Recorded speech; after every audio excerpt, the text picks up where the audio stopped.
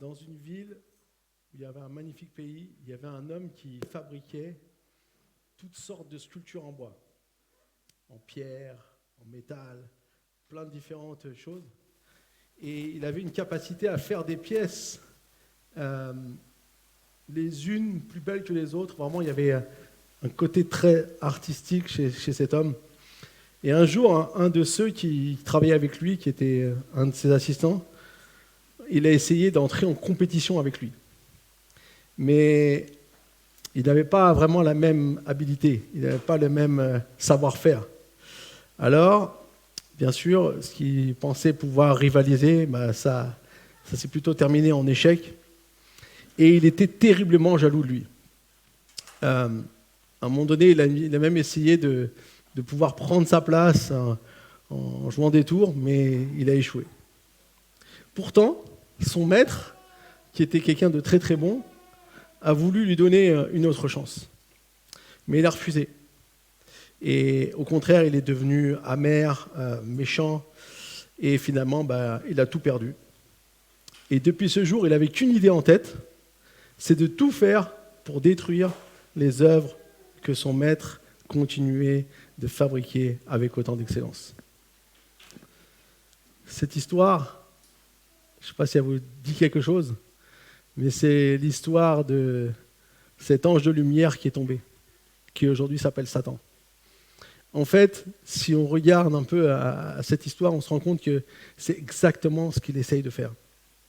Dieu est merveilleux, il a tout créé, il était avec lui. La Bible nous dit qu'il était vraiment cet ange de lumière. Donc quand on est cet ange de lumière, c'est qu'il y a vraiment cette resplendissance qui était là, il y avait ce côté magnifique qui était là, que lui-même émanait de Dieu. Et pourtant, un jour, il est tombé, Ésaïe 14 nous l'explique, et d'autres passages encore, il est tombé, et depuis ce jour, son seul but est de détruire toute la création de Dieu. Le désir de Satan est de voler la louange qui revient à Dieu, et c'est celle qui se manifestera aussi à la fin des temps. D'ailleurs, c'est intéressant quand on étudie un peu les prophéties de la fin des temps, l'événement qui marquera le début des 3 dernières années et demie de l'humanité, c'est ce qui est mentionné par Daniel, qui est décrit par Daniel et qui est mentionné par Jésus dans Matthieu 24, c'est ce qu'on appelle l'abominable dévastation. Et qu'est-ce que c'est l'abominable dévastation ? C'est le jour où l'Antichrist entrera dans le temple qui est à Jérusalem et dira maintenant, on arrête d'adorer Dieu et on m'adore moi. Parce que c'est son but. Tout comme cet homme dans cette histoire qui voulait en fait avoir la gloire pour lui alors qu'elle revenait à son maître. Et donc cette bataille en fait, cette lutte a déjà commencé. Le diable cherche à être comme Dieu et désire prendre ce qui revient à Dieu. Et la chose qu'il désire le plus, c'est l'adoration des hommes et des femmes. C'est pourquoi il y a une bataille pour ton adoration. À qui tu vas donner ton adoration, ta louange, ta reconnaissance, tout ce que tu estimes, tout ce que tu penses être le meilleur dans ce monde, il y a une bataille. Dieu désire recevoir ton adoration, mais le diable va tout faire pour que tu ne la donnes pas à Dieu et que tu la donnes en fait à lui, par toutes sortes de choses. Et bien souvent, on n'est pas conscient, ou on est parfois séduit, ou parfois on est pris par toutes sortes de choses qui veulent nous empêcher d'adorer Dieu. Alors, je crois vraiment que c'est important pour nous qu'on développe une culture d'adoration. Et c'est le titre de mon message aujourd'hui, enfin ça va même être une mini-série parce que la semaine prochaine on va aborder ce thème aussi, c'est Lida qui va apporter la deuxième partie. Ça fait plusieurs mois que Dieu m'a mis ça à cœur. Et je crois vraiment qu'il y a un enjeu très fort dans les temps qui viennent, même parfois sans vraiment être parfaitement conscient. Notre adoration va être happée, va être prise par toutes sortes de choses au lieu de Dieu. Alors c'est sûr quand on réfléchit comme ça, on dit mais non, moi j'adore Dieu. Oui, mais en réalité, Jésus dira attention parce que les intentions sont bonnes, mais la chair est faible. Et en fait, c'est sur ça que l'ennemi joue. Et du coup, c'est important pour nous de comprendre ce que c'est développer une culture d'adoration. Et ce matin, je ne vais pas vous emmener, vous savez, la prédication où vous allez repartir, waouh, enfin oui, vous allez repartir, waouh, parce que c'est le Seigneur qui va vous parler, c'est pas moi. Mais c'est un cœur, j'ai envie de vous partager le cœur de Jésus. C'est des choses que j'aimerais vraiment qu'on puisse les recevoir et qu'on puisse, peut-être on ne va pas tout comprendre tout de suite, c'est ça que je veux dire. Peut-être on ne va pas tout saisir là maintenant, à l'instant T, mais avec le temps, le Saint-Esprit va faire grandir ça en nous. Vous savez, une culture, ça prend des mois et des années à implanter. Donc c'est pas parce que ce matin je vous amène un message que ça y est, on a caché la case, c'est bon, on est bien. Mais j'aimerais nous encourager, nous inviter à entrer dans cette culture d'adoration, de comprendre ce que c'est et d'apprendre des choses. C'est pour ça qu'aujourd'hui on va apprendre des choses. Mais pour moi c'est vraiment apprendre, parce que je crois que c'est ce que le Saint-Esprit veut nous conduire. Amen. On est prêts, vous êtes avec moi? Amen. Par la foi.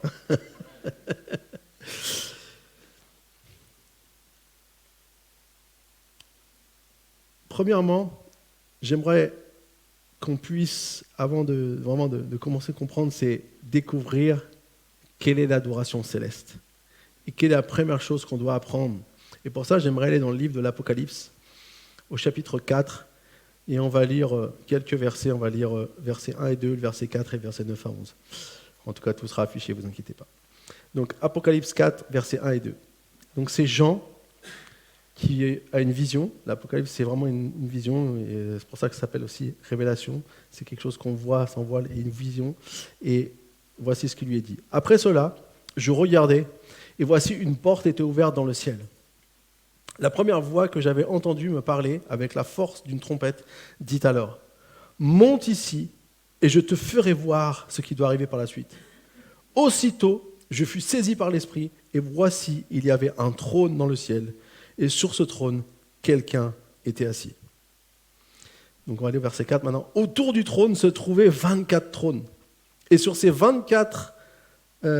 trônes, 24 anciens étaient assis. Ils étaient habillés de vêtements blancs et portaient des couronnes d'or sur la tête. Verset 9 maintenant. Chaque fois que les êtres vivants donnent gloire, honneur et reconnaissance à celui qui est assis sur le trône, à celui qui vit au siècle des siècles, les 24 anciens se prosternent devant celui qui est assis sur le trône, adorent celui qui vit au siècle des siècles et déposent leur couronne devant le trône en disant « Tu es digne, notre Seigneur et notre Dieu, toi le Saint, de recevoir la gloire, l'honneur et la puissance, car tu as créé toutes choses, et c'est par ta volonté qu'elles ont été créées et qu'elles existent. » En fait, cette vision que Jean a, c'est incroyable parce que c'est la vision d'où est à ce jour Dieu le Père assis sur son trône. Et il voit, entre guillemets, cette louange qui prend place, cette adoration qui prend place dans le ciel. Mais la première chose qu'on voit, et je pense que c'est vraiment le début, c'est l'ange, enfin la voix qui dit à Jean, « Monte ici ». Et en fait, c'est vraiment important que lorsque on veut développer une culture d'adoration, l'adoration, ça commence par nous connecter au ciel. Apprendre à se connecter au ciel. À chaque fois que Dieu va vouloir déverser quelque chose, même dans un homme sur la terre, très souvent, il va l'appeler à monter. Moïse, il a dit « monte sur la montagne ». Et c'est là qu'il s'est connecté avec lui. David, là où il a créé, là où il a eu l'idée de faire le temple, où il a dit que c'est là que sera le temple, c'était sur le mont Sion. Et c'est aujourd'hui ce qu'on appelle l'esplanade des mosquées. Et c'est là où Jésus va régner. Il y a toujours cette notion de monter. Pourquoi ? Parce qu'on doit comprendre que pour vraiment développer cette culture d'adoration, pour comprendre ce qu'est l'adoration, on doit quitter la réalité terrestre pour nous aller dans la réalité céleste. Très souvent, on a envie de faire le contraire. On a envie de ramener Dieu dans nous, ce qu'on vit. Moi, j'aimerais nous dire, si on veut développer une culture d'adoration, on doit apprendre à laisser ce qui est sur la terre et aller à la rencontre de Dieu. Être prêt à monter et aller trouver là où Dieu se trouve, là où il y a cette louange constante. Et ce qui est magnifique, c'est que les 24 anciens qui sont décrits ici, alors 24 anciens, c'est aussi quelque chose d'un peu symbolique, ça représente les 12 tribus d'Israël et les 12 apôtres. En gros, c'est Israël et l'Église. Parce qu'Israël va reconnaître Jésus quand il va revenir sur la terre. Donc c'est un peu tous ceux qui sont avec Dieu. C'est un peu un signe pour reconnaître ça. Et donc du coup, ces 24 anciens se prosternent devant lui, devant Dieu, et ils vont faire quelque chose, ils vont décrire quelque chose qu'ils vont faire, c'est qu'ils vont déposer leur couronne devant le trône. Donc, ce qui est intéressant ici de comprendre, c'est la dynamique de ce qui se passe. En fait, on nous a dit qu'on les a vus, d'abord on les voit assis sur un trône, parce que Dieu a promis que nous allons régner avec lui. C'est sa promesse qu'il a fait aussi à ses disciples. C'est pour ça que les disciples, ils voulaient que Jésus gagne politiquement, qu'il règne politiquement sur la terre d'Israël, donc parce qu'ils pensaient qu'ils allaient régner. Il y a même Jean et Jacques qui disaient, nous, on voudrait être à droite, à gauche, on voudrait être Premier ministre et chef du gouvernement, enfin un truc comme ça, tu vois. Donc ils étaient tous comme ça, mais c'est pas ça. Le vrai règne, c'est spirituellement. Et du coup, ici, ce qu'on voit, c'est qu'ils sont là, donc ils ont la couronne sur la tête et ils la déposent. Donc le processus qu'on comprend ici, c'est que le fait de déposer leur couronne, c'est de dire, en quelque sorte, je dépends totalement de toi, Dieu. J'ai besoin de toi. Sans toi, sans celui qui règne, qui est assis sur le trône, finalement, on ne peut rien faire. Nous, on n'est personne à côté, en fait. On ne peut pas prétendre à quelque chose. Donc on dépose notre couronne. Mais comme il l'avait sur la tête, on imagine l'étape d'après, où il dépose la couronne. Et la dynamique, c'est que le Père prend la couronne et la remet sur leur tête. Et c'est ça qui est incroyable. C'est ça qui est magnifique. Alors, comment cela est-il possible ? Pour bien comprendre, on va lire juste deux versets dans le chapitre 5. Dans le chapitre 5, Jean va maintenant voir un livre qui est fermé avec des sceaux. Et ce livre représente le plan de Dieu justement pour libérer, entre guillemets, complètement la victoire qu'il a obtenue à la croix pour qu'elle soit manifestée dans le monde. Donc c'est ce plan qui est dans ce livre. Et personne n'est trouvé digne d'ouvrir ce livre, d'ouvrir les sceaux. Personne n'est trouvé digne. Et même Jean va pleurer, parce qu'il voit que personne n'est trouvé digne pour ouvrir les sceaux de ce livre. Et là, un ancien va lui dire, ne pleure pas, parce qu'il y a une personne qui a été trouvée digne. C'est le lion de la tribu de Juda. Et voilà ce qu'il va voir ensuite quand il va voir la louange qui va prendre place après que cette chose lui a été révélée dans Apocalypse 5, versets 9 et 10. Il chantait un cantique nouveau en disant « Tu es digne de prendre le livre et d'en ouvrir les sceaux, car tu as été offert en sacrifice et tu as racheté pour Dieu par ton sang des hommes de toute tribu, de toute langue, de tout peuple et de toute nation, et tu as fait d'eux des rois et des prêtres pour notre Dieu, et ils régneront sur la terre. » Donc en fait, on voit ici que, quelque part, le fait qu'il puisse avoir de nouveau la couronne sur la tête, c'est parce qu'il y a quelqu'un, il y a cette personne qui a été trouvée digne. Et on parle de lion de la tribu de Juda, bien sûr ça représente Jésus, mais quand Jean va ouvrir les yeux, il va aussi voir un agneau, parce qu'en fait l'agneau, c'est celui qui a été sacrifié de la première venue de Jésus, mais le lion, c'est quand Jésus va revenir. Il ne revient plus en agneau, il revient en lion. C'est ça va être un autre mood quand Jésus va revenir. Et donc du coup, ici, il voit cette chose merveilleuse qui se passe et il a fait des rois et des prêtres pour Dieu. Alors qu'est-ce que je veux dire ? Je vais venir à mon idée. En fait, ce qu'on comprend dans l'adoration céleste, c'est qu'on reconnaît qu'on n'est pas digne de quoi que ce soit. Ils déposent les couronnes. Ils disent, on n'est pas digne, en fait, des trois. Mais on découvre en même temps qu'on a été rendu digne. Et que c'est parce que Jésus est mort pour nous à la croix qu'il peut faire de nous des rois et des prêtres pour régner avec Jésus. C'est sa promesse. Donc quelque part, quand je quitte ma réalité terrestre et que je me lève et que je monte vers la réalité céleste, je découvre pleinement la notion de pourquoi je suis capable d'adorer mon Dieu. Pourquoi je peux développer cette culture d'adoration ? Parce qu'en vérité, je ne mérite pas. Si on pense qu'on est meilleur que les autres, on se trompe. Mais si on comprend qu'on a été rendu digne, que Jean pleurait parce qu'il n'y avait personne, mais finalement il a vu qu'il y avait quelqu'un qui était digne d'ouvrir les sceaux de ce livre et qu'il avait racheté pour lui de toute tribu, de toute langue, de tout peuple et de toute nation. Je viens de faire un voyage en Égypte, c'était merveilleux. de voir tant de personnes qu'on pourrait penser si éloignées de Jésus, trouver Jésus. C'est dans une église le dimanche soir, c'était magnifique, parce qu'on voyait vraiment un peuple assoiffé de louer Dieu. Vous savez, c'est quand on a découvert quelque chose de nouveau et que ça nous prend et que c'est quelque chose de merveilleux, on a juste envie de continuer de faire encore et encore et encore. Eh bien, c'est ça qu'on pouvait voir. Et Dieu est en train de faire ça sur toute la terre. Peut-être on s'en rend pas compte, peut-être on ne l'entend pas aux infos, mais la réalité, elle est là. Dieu est en train de préparer son retour et il veut qu'on puisse développer une culture d'adoration. Voilà pourquoi, à travers mon adoration, je suis appelé à me connecter au ciel. Car lorsque je réalise que je ne suis pas digne, je découvre que j'ai été rendu digne. Et c'est ce qui nous pousse à louer. Une culture d'adoration, c'est reconnaître que je ne mérite pas, que je ne suis pas digne de ce que Dieu m'a appelé à être, mais parce que j'ai conscience de ça. En fait, c'est l'étape qu'on doit avoir. Quand on reconnaît qu'on n'est pas digne, on découvre qu'on est digne, parce que Jésus a fait ça pour nous.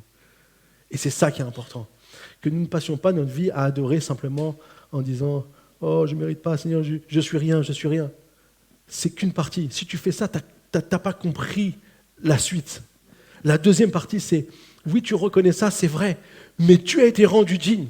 Donc tu peux louer Dieu, donc tu peux adorer, donc tu peux proclamer, donc tu peux faire l'œuvre de Dieu que Dieu t'a appelé à faire dans ce monde. Et c'est pour ça qu'on doit développer cette culture d'adoration où on reconnaît qu'on n'est pas digne, mais en même temps, on reçoit cette couronne sur notre tête. Il y a une couronne sur ta tête ce matin. Il y a une couronne que Dieu a placée sur ta tête ce matin. Pas pour être au-dessus des autres, mais pour servir les autres. De la même manière que Jésus est venu, il dit « Je ne suis pas venu pour être servi, mais je suis venu pour servir les autres. » Amen. Donc, c'est la première chose qu'on doit apprendre pour développer cette culture d'adoration. Apprendre à nous connecter au ciel, à nous connecter à la louange céleste. Donc, après avoir pris conscience que Jésus nous rend dignes, nous pouvons dorénavant découvrir une autre dimension de l'adoration. Et c'est ce qu'on va voir dans la deuxième chose. Un des hommes qui a vraiment, j'ai envie de dire, compris ça dans la Bible, enfin qui a découvert, je sais plutôt dire ça parce que c'est Moïse.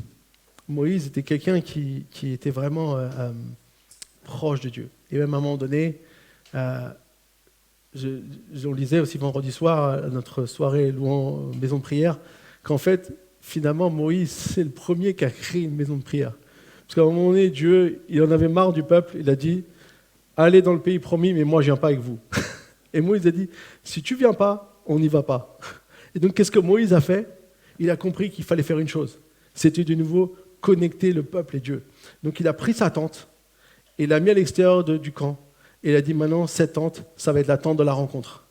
Et c'est là qu'on pourra rencontrer Dieu. Et donc, il a amené les gens à venir dans un endroit où on peut connecter avec Dieu, où on peut adorer Dieu. Et donc, ils sont venus et il a commencé à avoir une connexion. Du coup, toutes ces choses ont aussi touché le cœur de Dieu. Et Dieu a tellement touché le cœur de Moïse qu'à un moment donné, Moïse dit « Fais-moi voir ta gloire ». Et là, Dieu lui dit « Mais si je te la montre, tu vas mourir. Si je te montre vraiment ma gloire, tu n'es pas capable humainement de recevoir. » Donc il a dit « Je passerai devant toi et tu me verras par derrière. » Et la Bible nous dit que quand Moïse expérimente tout ça, il est redescendu de la montagne. Il était tellement brillant qu'on devait mettre un voile sur lui. Et Paul prend cet exemple pour montrer aux personnes ce que représentait ce voile. Ce voile, aujourd'hui, c'est tout le péché qui nous empêche de pouvoir connecter pleinement, qui empêchait le peuple de pouvoir connecter pleinement à la gloire de Dieu. Mais aujourd'hui, puisque Jésus est venu, il a ôté ce voile, on peut maintenant avoir accès à la gloire de Dieu. Ce que Moïse n'a pas pu avoir, n'a pas pu regarder, nous, on peut connecter dans une gloire que Dieu veut manifester en nous. Et c'est ce que Paul dira dans 2 Corinthiens 3, 18. Nous tous, qui sans voile sur le visage, contemplons comme dans un miroir la gloire du Seigneur. Nous sommes transformés à son image de gloire en gloire par l'Esprit du Seigneur. J'aimerais m'arrêter sur le verbe contempler. Je sais que dans ce verset, on aime tous transformer. On est transformés, waouh, à l'image du Seigneur. C'est notre désir et c'est l'objectif, c'est le but. Mais on comprend dans ce verset, et c'est ça quelque chose qu'on doit vraiment apprendre. Et comme je dis, ça, c'est pas quelque chose qu'on capte en une seule fois, c'est quelque chose qu'on comprend petit à petit. C'est qu'on est appelé à contempler Dieu. Alors, c'est quoi contempler? C'est me focaliser sur qui est Jésus et laisser ses attributs refléter sur ma vie. Tout ce que Jésus est, en fait, est appelé à refléter sur nous, est appelé à se manifester dans notre vie. Alors, la contemplation, ce n'est pas seulement de rester de façon statique vers quelque chose. Si vous m'emmenez moi dans un musée, je ne saurais pas contempler un merveilleux tableau. Moi, je suis toujours admiratif. Je ne sais pas si vous avez déjà été avec des connaisseurs devant des tableaux. Ils voient des trucs que moi, je n'arrive pas à voir. Ils voient tellement de choses. Ils sont là, ils contemplent. Pourquoi ? Parce que moi, si je contemple un tableau, je vais regarder un dessin. Une fois que j'ai vu le dessin, ça y est, je vais continuer ma route. Mais par contre, ceux qui sont là, ils ne vont pas seulement rester statiques, ils vont avoir un intérêt pour beaucoup de choses. Ils vont admirer, contempler, admirer ce tableau. Et en fait, le plus important, en fait, le secret de la contemplation, c'est quoi ? Ce n'est pas seulement ce que je vois, c'est l'impact que ça a sur moi.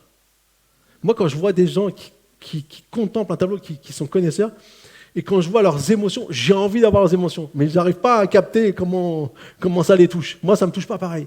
Mais en fait, quand je contemple Jésus, quand je suis connecté avec lui, quand je suis focalisé sur lui, je ne regarde pas simplement Jésus comme ça, et puis ça y est, je l'ai vu, je m'en vais. Non, je suis une personne qui me pousse à regarder, à admirer sa beauté, et cette contemplation va avoir un effet sur moi.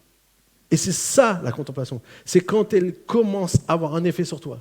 Si tu passes tout le temps du temps avec Jésus, mais que ton être entier ne change pas, il y a un problème. En fait, c'est le fait de contempler. La Bible dit, quand tu contemples comme dans un miroir la gloire du Seigneur, tu es transformé à l'image du Seigneur par le Saint-Esprit de gloire en gloire. C'est-à-dire que cette contemplation de la gloire de Dieu active quelque chose en nous. Elle a un impact sur nous. Ce n'est pas juste dire, on va louer aujourd'hui, et puis on ferme les yeux, et on loue le Seigneur, et en fait on pense à 1000 choses, et en fait on n'était pas là. Vous voyez ce que je veux dire ? Ça nous est tous arrivé. Pas de problème, pas de culpabilité ce matin. Et des fois, l'ennemi va tout faire pour que ça se passe toujours comme ça. Mais on peut changer les choses. On n'est pas obligé de rester comme ça. On peut changer les choses. Je vais vous donner un exemple. L'exemple se trouve dans le psaume 27. On va lire le verset 1 à 5.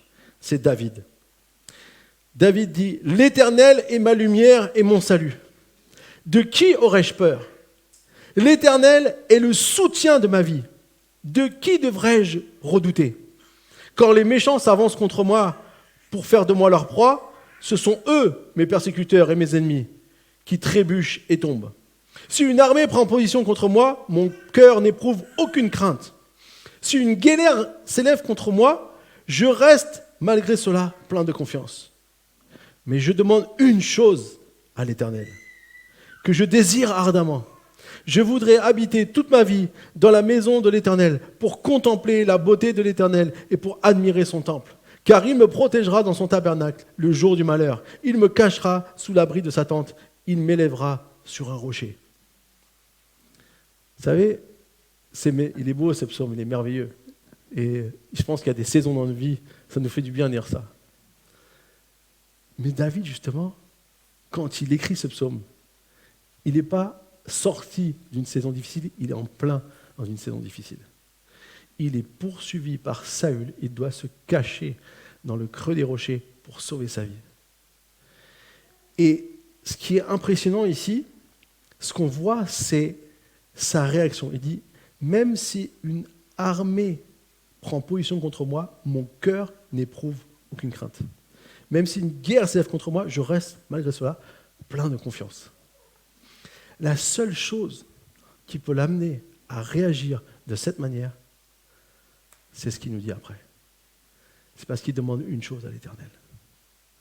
C'est habiter tous les jours de sa vie dans son temple. En fait, il faut comprendre, le temple, c'est la présence de Dieu. En gros, il dit, tous les jours de ma vie, je voudrais être dans cette présence de Dieu. Parce que quand il contemple la beauté de l'Éternel, il y a quelque chose qui se passe sur sa vie. En fait, la transformation qui prend place, c'est vraiment lorsque tu réussis à vraiment contempler Dieu. Et quand je dis contempler, comprenons, c'est pas juste vraiment être dans un endroit silencieux et d'être avec Dieu comme ça, de manière très longue. Non, c'est être dans cette attitude où je suis connecté avec Dieu, où j'ai une conversation constante avec Dieu, où mes pensées sont tournées vers lui, où je suis focalisé sur lui, où j'attends des choses de lui, où quand la journée commence, je ne suis pas en train de faire mes propres journées. Seigneur, bénis cette journée, Seigneur, montre-moi ce que je dois faire dans cette journée. Quand je rencontre quelqu'un, quelque chose qui ne va pas, je me tourne vers le Seigneur. C'est ça, être dans cette contemplation de Dieu, c'est de comprendre tout ce qu'il a en lui qui peut me toucher dans ma vie. Et David, c'est ce qu'il a vécu. Et c'est pour ça qu'il reflète cette puissance. Le fait de contempler a un impact direct sur qui je suis, car c'est ce qui me permet d'être transformé par son esprit. C'est intéressant, Paul a vécu quelque chose aussi de similaire. Vous savez, quand Paul il s'est converti, c'était quelqu'un qui persécutait les chrétiens. Et même Ananias, celui qui a été envoyé par Dieu pour prier pour lui, il a demandé 2 fois à Dieu si vraiment c'était lui, parce qu'il savait que c'était quand même dangereux. Et Dieu lui a dit non, non, c'est bien lui. Et donc il est allé. Et c'est intéressant, dans Galates chapitre 1, versets 16 et 17, Paul raconte que lorsqu'il a été bon de révéler son Fils en moi, afin que je l'annonce parmi les non-juifs, je n'ai consulté personne. Je ne suis pas même monté à Jérusalem vers ceux qui étaient apôtres avant moi, mais je suis aussitôt parti pour l'Arabie, puis je suis retourné à Damas. En fait, on sait que Paul, dès qu'il a été converti, la première chose qu'il a fait, il a commencé à témoigner de Dieu tout de suite, mais il est parti en Arabie. En Arabie, c'est le désert. Et là, pendant 3 ans, il a été avec Dieu. Et beaucoup de commentateurs bibliques pensent que c'est là où Paul a reçu toutes les révélations qu'il va ensuite partager. Vous voyez, Dieu l'a pris pour un temps où il pouvait contempler qui il était. Et c'est ça qui l'a transformé. Jésus est venu dans sa vie, ça a été un point de départ incroyable. Il l'a appelé, il dit Paul, pourquoi me persécutes-tu ? Il a vécu quelque chose de fort. Mais après, il y a eu ce temps où Dieu a commencé à faire cette transformation dans sa vie. Et c'est pour ça, développer une culture d'adoration, c'est apprendre à contempler Dieu pour que je sois transformé.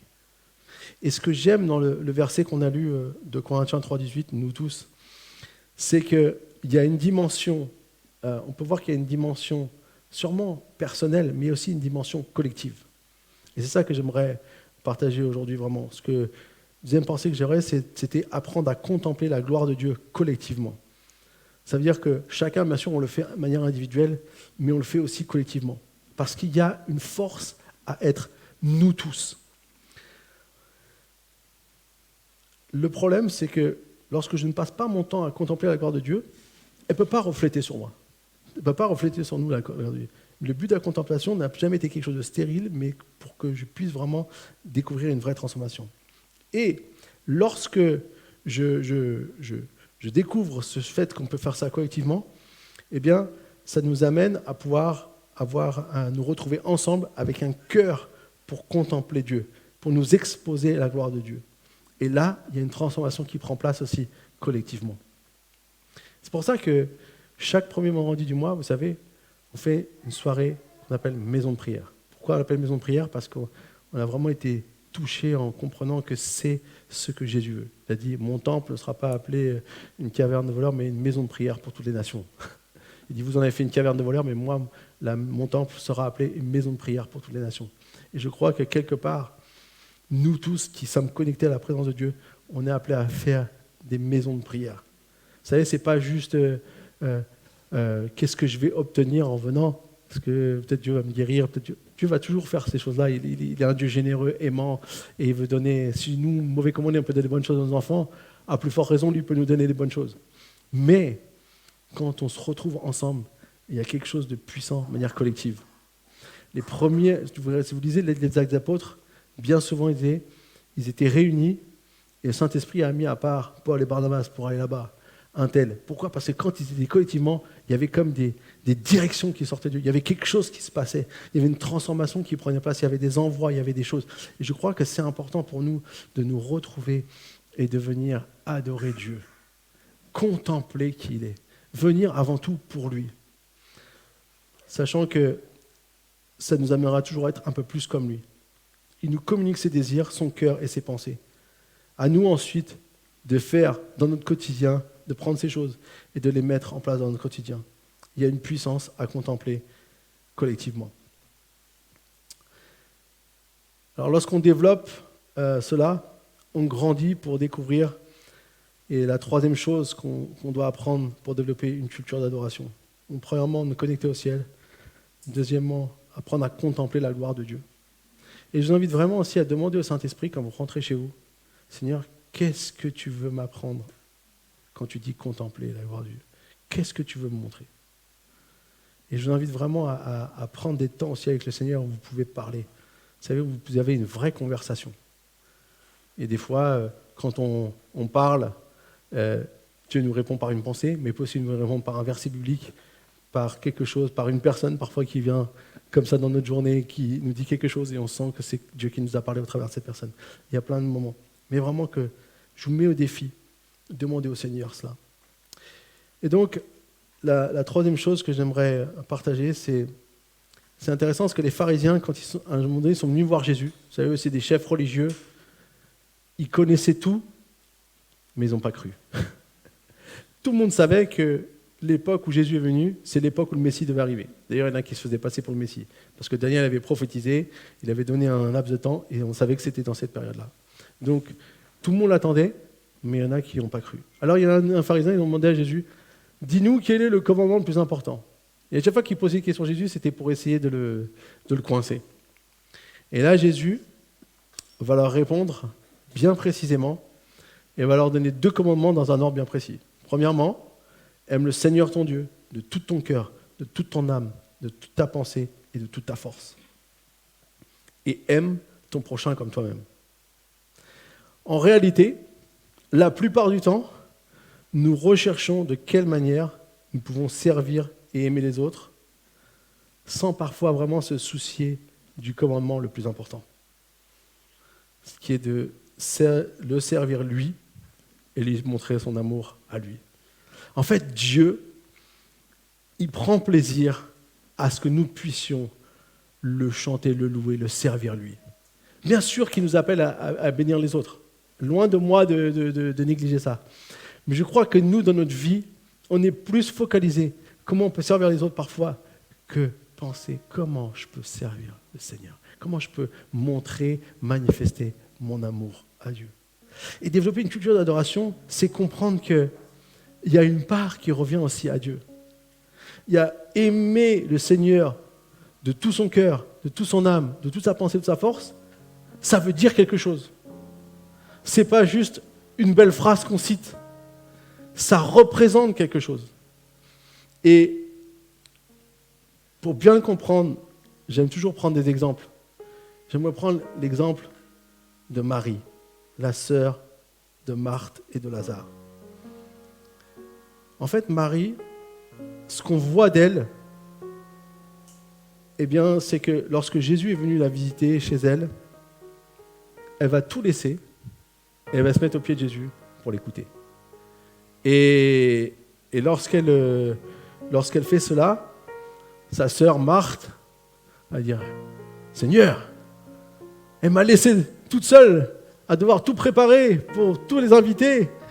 Et elle vient là, elle ne m'aide même pas. » Et Jésus va dire « Marthe, Marthe, Marthe, tu t'inquiètes pour beaucoup de choses. Mais Marie a choisi la bonne part. Et elle ne va pas lui être enlevée. » En fait, ce qu'on comprend ici, c'est que Jésus est une personne très importante. C'est comme si vous avez chez vous une personne très importante. Et cette personne très importante, je ne sais pas, une personne connue, votre star préférée, tout ce que vous voulez, et elle vient manger chez vous. Et donc vous voulez donner le meilleur. Donc vous avez préparé le meilleur repas. Mais si vous passez toute votre soirée dans la cuisine, à quoi ça a servi que la personne que vous estimez beaucoup soit venue vous voir? À quoi ça sert si on est affairé pour Dieu, pour tant de choses, et qu'on n'est pas prêt à laisser tout ce qu'on a pour venir à ses pieds? Et c'est ça que Marie, elle a fait. Marie, Elle a compris que si Jésus est là, il faut que je profite de Jésus au maximum. Tant pis si on ne mange pas le meilleur repas. Tant pis si tout le monde n'est pas servi plus qu'il ne faut. Moi, je veux Jésus. Si tu as une personne très importante qui vient manger chez toi, le plus important, c'est que tu passes du temps avec elle. Moi, quand on a des invités, j'aime bien toujours bien tout préparer. Et ma femme me dit toujours, mais laisse tomber, viens, il faut passer du temps avec eux. Et moi, je veux finir encore les trucs et tout. Et Lida, c'est Marie, moi, je suis Marthe. Mais c'est vrai, en fait. À quoi ça sert si pendant 1h30, je finis de faire à manger et que pendant après, bon, généralement, on reste longtemps chez nous, donc on sent bien, donc on a le temps d'équilibrer un peu les timings. Mais si je passerai très peu de temps et que je passe plus mon temps avec lui, à quoi ça sert? Ah oui, c'est sûr, on dira, c'est bon repas. Mais c'est pas ça le plus important. C'est important quand même, mais c'est pas le plus important. Le plus important, c'est de profiter de Jésus. C'est d'être là, c'est d'être à ses pieds. Et je crois que c'est l'attitude qu'avait Marie. Vous savez, l'ennemi va toujours tout faire pour que tu t'affaires au lieu que tu passes du temps avec Jésus.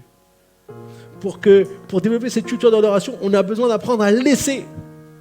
Et moi, j'aimerais te dire, et je parle de la part du Seigneur ce matin, qu'est-ce que tu dois laisser? Il y a des choses que tu dois laisser dans ta vie en ce moment. Parce qu'à un moment donné, on ne peut pas faire les deux. On ne peut pas servir 2 maîtres à la fois. Donc, qu'est-ce qu'on doit laisser? Le Saint-Esprit va toujours nous parler. Et vous savez, si le Saint-Esprit nous demande de laisser quelque chose, c'est dur parfois, parce que des fois, c'est des choses qu'on aime bien. Mais c'est parce qu'il a quelque chose de meilleur. C'est parce qu'il a quelque chose de meilleur. C'est parce qu'il veut nous partager quelque chose encore de meilleur. Et il veut qu'on devienne des vrais adorateurs. Alors, j'aimerais vous lire juste un petit passage de ce que Marie a fait pour terminer. Dans Jean, chapitre 12, verset 1. C'était 6 jours avant la Pâque. Jésus arriva à Béthanie où était Lazare, qu'il avait ressuscité. Là, on lui offrit un repas. Marthe servait, comme d'habitude. Et Lazare était parmi ceux qui se trouvaient à table avec lui. Marie prit un demi-litre de parfum de nard pur, très cher, en versa sur les pieds de Jésus et lui essuya les pieds avec ses cheveux. La maison fut remplie de l'odeur du parfum. Un de ses disciples, Judas l'Iscariote, fils de Simon, celui qui allait le trahir, dit « Pourquoi n'a-t-on pas vendu ce parfum 300 pièces d'argent pour les donner aux pauvres ?» Il disait cela non parce qu'il se souciait des pauvres, mais parce que c'était un voleur. Et comme il tenait la bourse, il prenait ce qu'on y mettait. Jésus dit alors « Laisse-la, elle a gardé ce parfum pour le jour de mon ensevelissement. En effet, vous avez toujours les pauvres avec vous, tandis que moi, vous ne m'aurez pas toujours. » Ce qui est intéressant ici, c'est de voir le contexte de cette histoire. Marthe sert, comme d'habitude. Lazare, lui, il est à table avec les invités. Et Marie va choisir une autre posture. Cette fois-ci, Marie, elle n'est pas seulement au pied de Jésus. Elle va encore un peu plus loin. Marie s'apprête à faire une chose que personne n'a vu venir, mais qui va tout changer. Elle va faire une offrande extravagante. Un demi-litre de nard pur. C'est 5 fois 100 millilitres de parfum. Et là, c'est de nard pur. Donc, c'est quelque chose de... C'est pas de l'eau de parfum, c'est encore plus fort. Et à l'époque, ça représentait 1 an de salaire. Marie offre ici 1 an de salaire pour Jésus. Alors, bien sûr, si vous ouvrez, si vous versez du parfum de nard pur, très vite, ça va remplir la maison d'une odeur. Je ne suis même pas sûr que c'était hyper agréable pour ceux qui étaient là. Moi, je sais que ma fille, une fois, elle a cassé un petit flacon de parfum. Ça a senti du parfum pendant longtemps dans la salle de bain. Parce que ça sent fort. Mais quand tout le monde commence à se plaindre, peut-être même certains ont dû se plaindre, et puis même là, Judas qui trouve l'excuse... On aurait pu le donner aux pauvres, alors que lui, c'est le voleur de la bande. C'était une bonne excuse. En fait, on se moquait de Marie, entre guillemets. On me disait que c'était du gâchis. Si vous lisez d'autres histoires, vous pouvez retrouver ce genre de commentaires. Mais Marie se moquait des réactions. Vous savez pourquoi? Parce que son geste était destiné à une seule personne. Son geste, il était pour Jésus. Quand elle a fait ça, elle ne s'est pas demandé, mais qu'est-ce qu'ils vont dire les autres? elle a déversé son cœur. Elle a été prête à sacrifier 1 an de salaire qui, j'ai envie de dire, part en fumée ou en odeur, qui part en odeur parce qu'elle voulait faire quelque chose pour Jésus. C'est le cœur d'adorateur qu'on est appelé à avoir. C'est l'attitude qu'on est appelé à avoir. Vous savez, il n'y a pas mieux que tu peux faire de tout donner à Jésus. D'offrir ce que tu as de plus précieux à Jésus. De peut-être, c'est pas seulement, je ne parle pas seulement d'argent, je parle de ta vie. Je parle de tout ce que tu as, peut-être des choses parfois qui sont précieuses pour toi que Jésus te demande d'offrir. Parce que c'est ça la louange, l'adoration. C'est nous offrir en nous focalisant que sur une seule personne, Jésus. Et cet acte a eu 2 conséquences que Marie ne savait pas. Enfin, sûrement qu'elle se doutait. Premièrement, la Bible dit que l'odeur a rempli toute la maison. On comprend que c'est normal, si on du nard pur, ça a vite fait le tour de la maison. Mais ce qu'on voit ici, c'est que quand tu adores, tu peux changer l'atmosphère. Quand tu adores Jésus et que tu rentres dans un lieu, tu peux transformer l'atmosphère. Tu peux amener quelque chose qu'on ne pourra pas amener d'une autre manière qu'au travers de notre adoration. C'est pour ça que Jésus dira, vous vous rappelez la femme samaritaine, elle dit, mais qui c'est qui a raison? On doit adorer ici, on doit adorer là-bas. Et je lui dis, non, les vrais adorateurs que Dieu cherche, c'est ceux qui l'adorent en esprit et en vérité. C'est ceux qui sont connectés à lui, parce que ça va transformer l'atmosphère. C'est ça qui compte, c'est être parfaitement authentique. Et la deuxième chose que son geste a fait, en fait, c'était un acte prophétique pour que Jésus soit oint pour son ensevelissement. Et c'est ce qu'il dira. Il dira à Judas qui dit « Mais on aurait pu le vendre pour 300 pièces d'argent. » Et Jésus dit « Non. Elle a fait ça pour mon ensevelissement. » Parce que Jésus savait que personne ne pourra faire la coutume qui était prévue, c'est de oindre les morts, de prendre soin d'un corps mort, comme nous on fait jusqu'à aujourd'hui. Nous, on a des thanatopracteurs qui font ça et qui prennent soin des corps pour qu'ils soient les plus beaux, entre guillemets, pour le jour des funérailles. Mais à l'époque, on faisait ça aussi, mais on savait qu'il n'y aura pas le temps, parce que Jésus va ressusciter. Donc, elle a fait cet acte prophétique sans le savoir. Et vous savez pourquoi? Parce qu'elle a voulu adorer Jésus et lui seul, en donnant toute sa vie. Quand tu es prêt à adorer Jésus avec toute ta vie, il y a des choses que tu pourras faire de manière prophétique que tu ne pourras pas imaginer avec tes propres pensées. Il y a quelque chose qui se passe, il y a une dimension nouvelle qui prend place. Il y a quelque chose que Dieu fait au travers de nous lorsqu'on développe cette culture d'adoration. Et c'est pour ça que j'aimerais vraiment nous inviter aujourd'hui à développer cette culture d'adoration. La troisième chose que l'on voit, donc, c'est devenir de véritables adorateurs.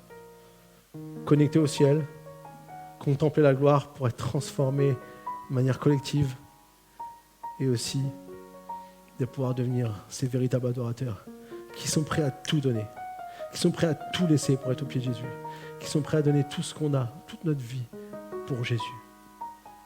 Et parfois, ça va nous coûter, mais la bonne nouvelle, c'est que tout ce qu'on fait pour Jésus aura un impact. On peut transformer l'atmosphère.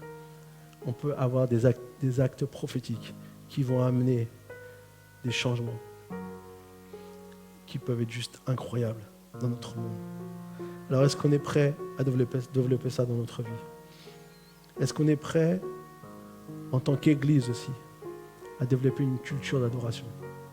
Dans l'Église, je crois vraiment que notre but, c'est vraiment de louer Dieu ensemble, d'être vraiment dans cette attitude d'adoration. Et comme je dis, c'est pas juste chanter, c'est que ton cœur soit là pour Jésus.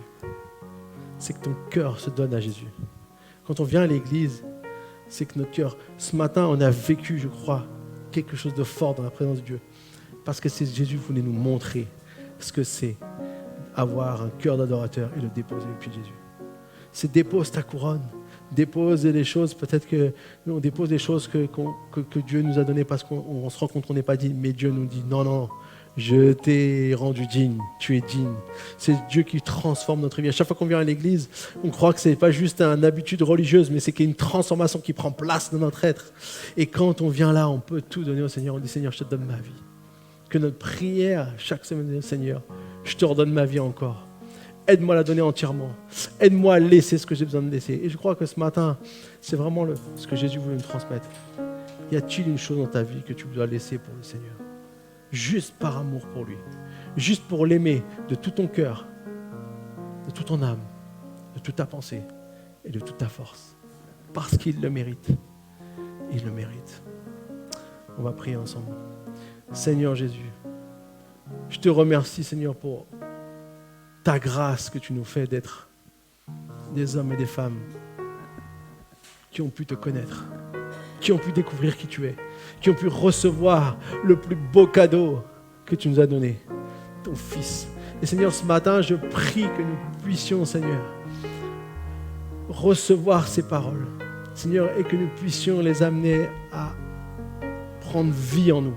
Oui, ça va peut-être prendre du temps. Oui, peut-être ça va demander des efforts. Oui, peut-être ça va nous coûter. Oui, peut-être, Seigneur, on va avoir peut-être des difficultés. Peut-être parfois on va échouer. Mais Seigneur, merci parce que quand on échoue, il y a une chose qu'on peut faire, c'est se relever et continuer. Continuer à faire ce que tu nous appelles à faire. Et je prie, Seigneur, ce matin pour tous mes frères et sœurs ici présents, que tu puisses continuer vraiment à les relever, continuer à les emmener dans ce que tu as prévu pour chacun d'eux. Merci, Seigneur Jésus, parce que tu nous as appelés aussi à servir les autres. Mais Seigneur, nous voulons d'abord être là pour toi. Nous voulons d'abord nous concentrer sur toi. Nous voulons d'abord reconnaître que tu mérites la louange, la gloire et l'honneur. Merci de faire de nous de véritables adorateurs, de ceux qui t'adorent en esprit et en vérité, qui sont prêts à tout donner pour toi. Nous voulons être comme Marie, Seigneur, qui est prêt à tout sacrifier, qui n'a qu'une idée en tête, Seigneur, c'est t'adorer toi parce que tu le mérites, Seigneur. Merci, Seigneur Jésus. Merci pour chacun d'entre eux. Je prie pour tous mes frères et sœurs ce matin, que tu puisses vraiment connecter dans leur cœur un désir, une soif de toi qui grandit encore, que nous ne soyons pas avec seulement une croyance, mais que nous puissions vraiment avoir cette soif et ce désir de voir notre Dieu élevé, que nous puissions vraiment apporter nos louanges comme ce parfum de bonne odeur qui monte vers toi. Merci Seigneur Jésus, merci Seigneur. Aide-moi Seigneur aussi, moi aussi à pouvoir vraiment continuer à grandir dans mon adoration pour toi, dans ma vie pour toi. Seigneur, je te demande vraiment que tu puisses m'aider dans chaque domaine où j'ai encore besoin de laisser des choses de côté, Seigneur, pour pouvoir avancer et être plus proche de toi encore, Seigneur Jésus. Merci parce que tu reviens bientôt et merci parce que tes promesses sont vraies. Tes promesses vont s'accomplir. Merci, Seigneur Jésus, parce que nous voulons être cette église qui se prépare, cette église belle, sans tache ni ride, Seigneur. Aide-nous, Seigneur, collectivement aussi à grandir dans un niveau d'adoration, d'intercession, de prière à toi, Seigneur. Nous voulons être cette église, Seigneur, que tu as dit, et s'ils crient à toi jour et nuit, ne leur fera-t-il pas justice promptement? Oui, tu leur feras justice promptement, Seigneur. Mais nous voulons manifester la foi sur cette terre, Seigneur Jésus. Merci, Seigneur mon Dieu, pour toutes tes grâces, tous tes bienfaits. Tu es celui qui mérite la louange, l'honneur et la gloire au siècle des siècles. Amen.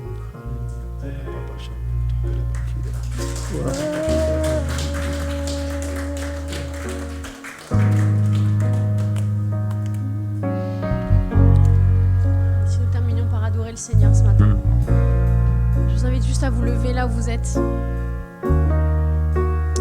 Et on va juste commencer à contempler le Seigneur ensemble. Parce qu'elle nous a dit qu'il y a une puissance lorsqu'on contemple le Seigneur en communauté. Et ce matin, c'est ce que nous voulons faire. Juste là où nous sommes, commence à regarder le Seigneur. Nous avons chanté qu'il est digne. Commence à voir le Seigneur digne assis sur le trône.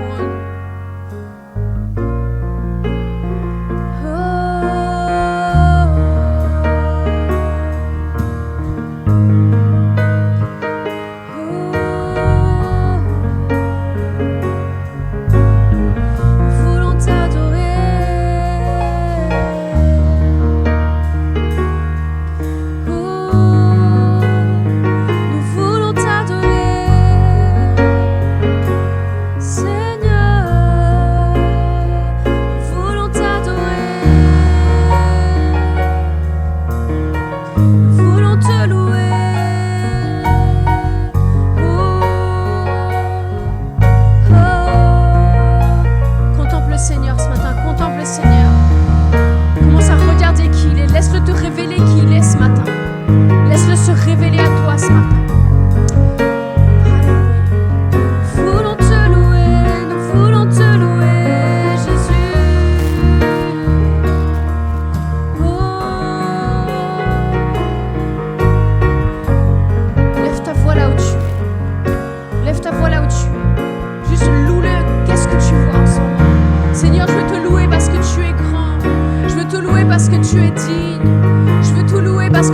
toujours présent.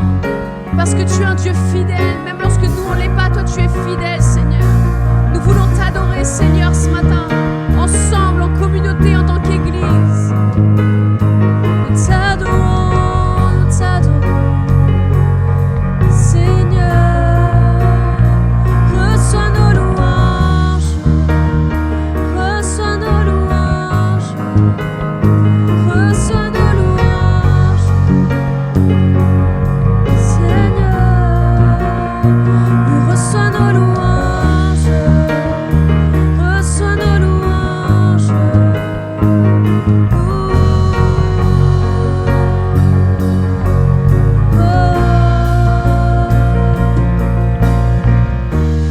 Et à celui sur le trône, Jésus, le Saint. Oui, tu es digne de louange et d'honneur et gloire. Dis-lui à celui sur le trône et à celui sur le trône, Jésus, le Saint. Levons nos voix, oui, tu es digne de louange et d'honneur et gloire. Oui, digne est l'agneau crucifié et assis sur le trône. Seigneur, nul n'est comme toi. Les anciens, les êtres vivants, ils se prosternent pour t'adorer toi seul. Seigneur, nul n'est comme toi.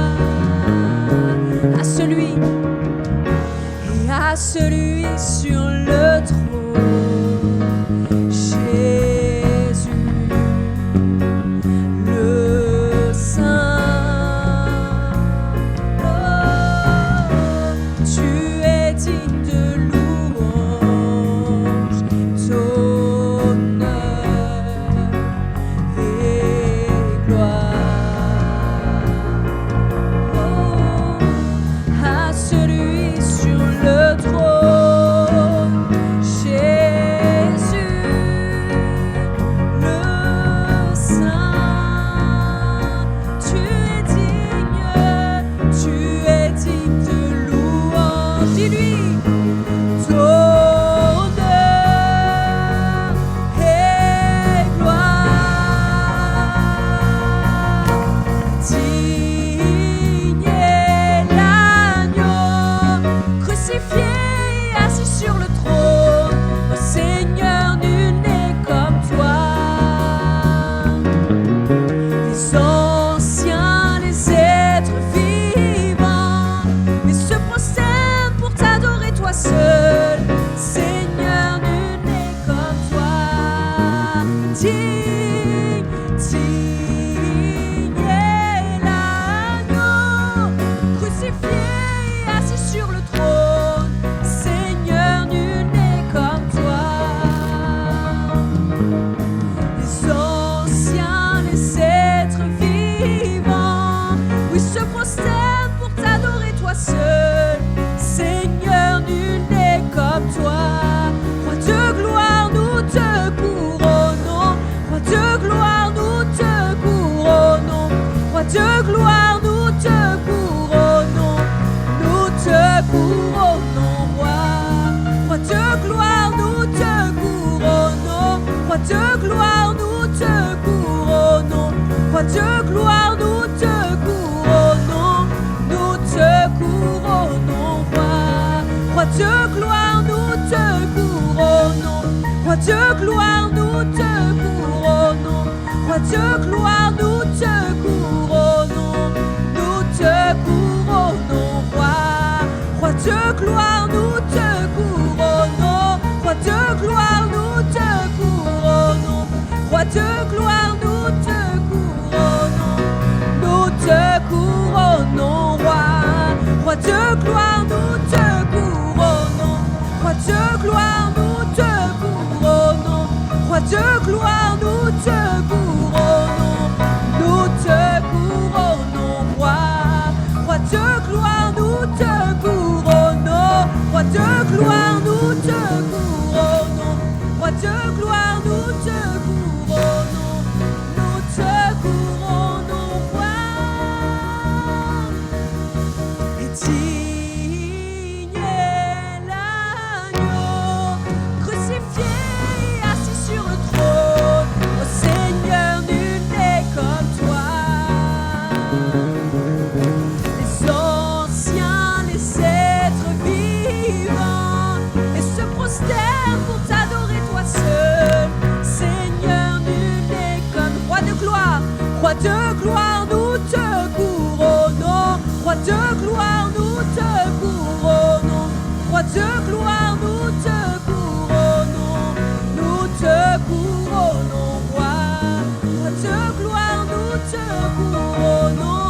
Roi de gloire, nous te couronnons. Roi de gloire, nous te couronnons. Nous te couronnons, roi. Roi de gloire, nous te couronnons. Roi de gloire, nous te couronnons. Roi de gloire, nous te couronnons. Nous te couronnons, roi. Car tu es digne, car tu es digne. Oui, tu es digne de recevoir. Car tu es digne, car tu es digne, car tu es digne de recevoir. Nous t'adorons. Oh. Mais Seigneur, reçois nos louanges, reçois notre adoration. Tu as été trouvé digne, tu es le seul digne, Seigneur. Fais grandir en nous cette culture de l'adoration, Seigneur. Que nous puissions avoir juste envie de poser nos regards sur qui tu es. Que nous puissions avoir juste le désir de te contempler, comme David, de demeurer en ta présence, Seigneur. Et que toute autre chose puisse perdre ce goût, Seigneur, qui peut-être a aujourd'hui dans nos vies, Seigneur. Que nos yeux se détournent de toute autre chose pour se poser sur toi, Jésus. Révèle-toi, nous, tel que tu es, Seigneur. Nous désirons non seulement te contempler seul, mais te contempler aussi en communauté, Seigneur. Afin que tu viennes transformer l'adoration en ce lieu. Afin que tu viennes transformer l'atmosphère en ce lieu, Seigneur. Tu es digne. Tu es digne. Tu es digne, roi de gloire. Tu es digne.